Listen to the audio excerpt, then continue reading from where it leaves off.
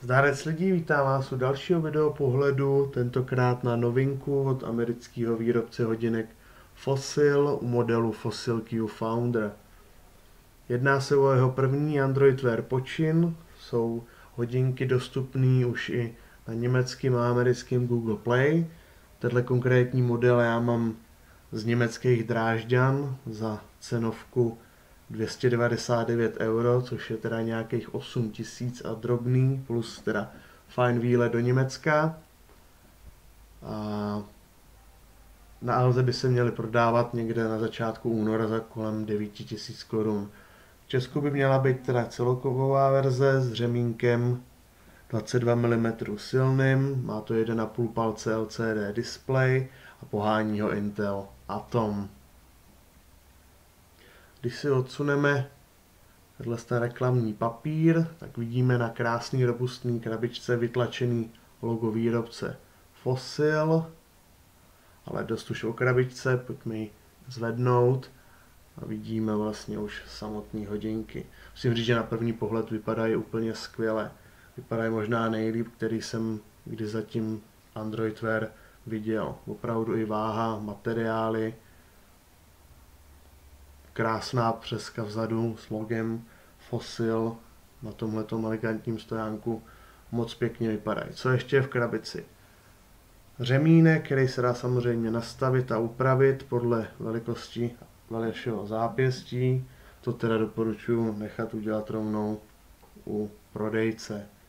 Tak zvedneme ještě plastový kryt a co tam bude? Obligátní micro USB kabel, standardním USB konektorem a micro USB, evropská nabíječka, bychom taky čekali, že jo, v Evropě. Ta má výstup 1 ampér, 1000 mA a nějaký čtení, manuály, no tak to nás až tolik nezajímá. Samotné hodinkám. Hodinky teda si zkusíme otevřít, je tadyhle takováhle klipsna, kterou stisknete a hodinky otevřete námek. Přijdou právě na takovémhle stojánku, který je docela lehonkej, vzadu se do něj strčí právě ten micro USB konektor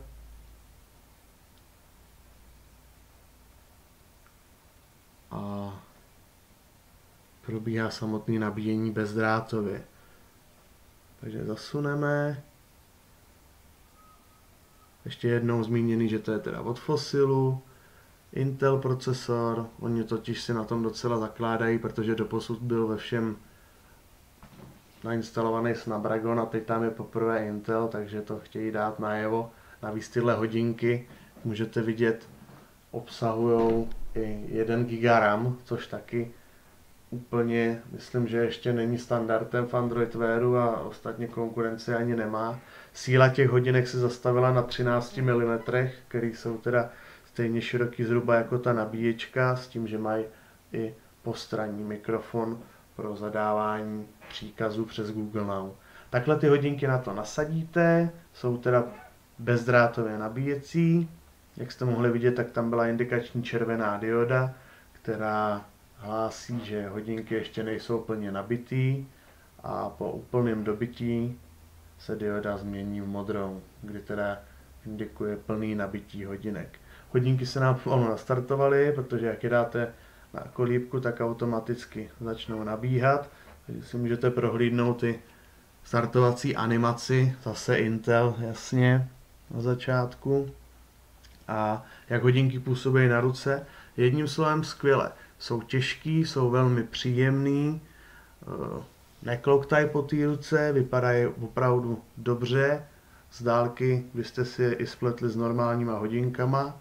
A co ukrývá systém Android Wear, si řekneme příště. Díky za pozornost a čau.